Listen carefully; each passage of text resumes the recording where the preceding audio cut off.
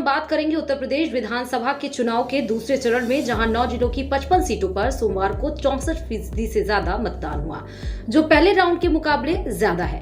पहले चरण में करीब 60% मतदान हुआ था और उसके बाद से ये जिलेवार आंकड़े को देखिए तो कुछ बड़े संकेत भी मिलते हैं। दूसरे राउंड के उन जिलों में ज्यादा वोटिंग दर्ज की गई जहां मुस्लिम आबादी अधिक है।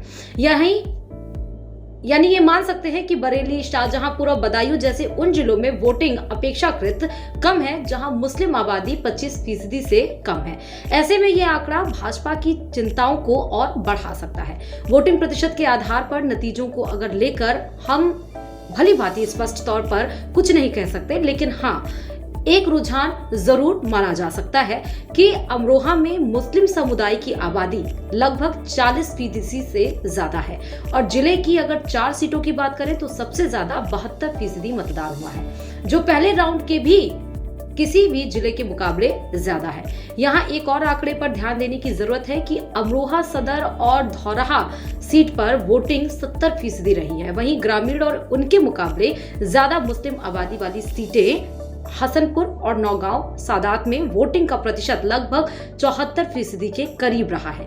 दूसरे नंबर पर सहारनपुर जिला रहा है, जहां 70% के करीब मतदान हुआ है। यहां पर मुस्लिम समुदाय की आबादी लगभग 42% के आसपास मानी जा रही है।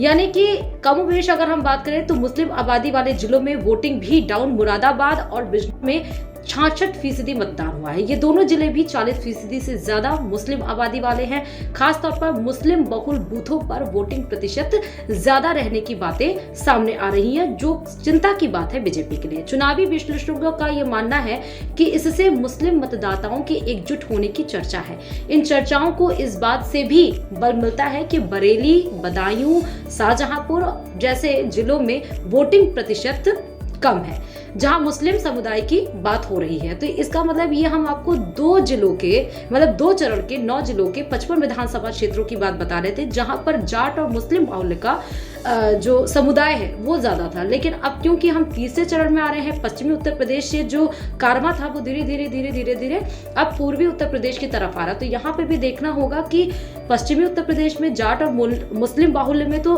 अखिलेश ने पूरी कोशिश की और उम्मीद जो रुझान निकल के सामने आया उसमें ये लग रहा है कि मुस्लिम बाहुल्य क्षेत्र में जो 25% ज्यादा इस बार वोटिंग पड़े हैं वो कहीं ना कहीं फेवर करते हैं अखिलेश यादव को। लेकिन अब क्योंकि जिला पूर्वी उत्तर प्रदेश की तरफ बढ़ रहा है तो अब ये देखना होगा कि वहां पर किस प्रकार सेंधमारी करके और अपने पक्ष में वोट को हासिल कर पाते हैं। और यहाँ पर जो मुस्लिम फीसदी मतलब जो मुस्लिम मतदान की जो फीसदी है वो 25% से ज्यादा हुई है, क्या वो बैलेंस कर पाएगी पूर्वी उत्तर प्रदेश में या फिर नहीं।